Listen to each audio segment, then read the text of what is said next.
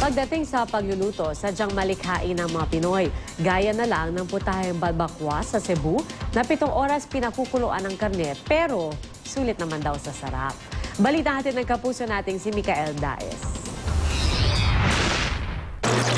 Ang balbacoa ay hango sa salitang Espanyol na barbacoa na tumutukoy sa mabagal na pagluluto at pagpapalambot ng karne gaya ng pagbabarbecue. Pero ang nakilalang version nito sa Visayas ay ang paglalaga ng karne na umaabot sa mahigit 7 oras. Ang pagluluto ng balbacoa ay isang malinaw na halimbawa na na-indigenize o naiakma ang proseso ng pagluluto ayon sa kaugalian ng mga Pilipino. Yung pagluluto ng balbacoa kasi very reflective din siya sa character ng Visayas and Mindanao, which is very laid back. It takes so much time to cook. Imagine, nagluluto ka ng isang ulam, alos buong araw.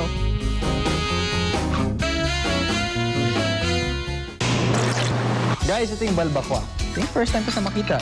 Para siyang adobo na paksiw na ganun. Napakalambot ng kanyang karne. Napakalaki pa ng karne. So, parang hindi ko alam yung gagawin ko. Okay, so here we go. Subukan natin. Tama. Puro taba. Ang tamis niya.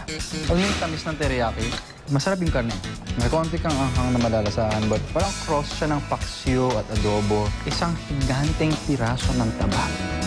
But then again, tayong mga Pinoy, mahilig tayo sa taba. Nagkataon lang na ako hindi mahilig sa taba. Ay, uy!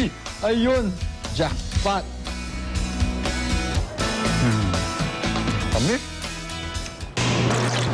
Bukod sa Cebu, makita rin ang balbacoa sa Davao, Bohol at Cagayan de Oro. Pero alam nyo bang isa ito sa mga sinaunang fusion sa Philippine cuisine kung saan pinagsamang Chinese at Spanish influence sa iisang putahe?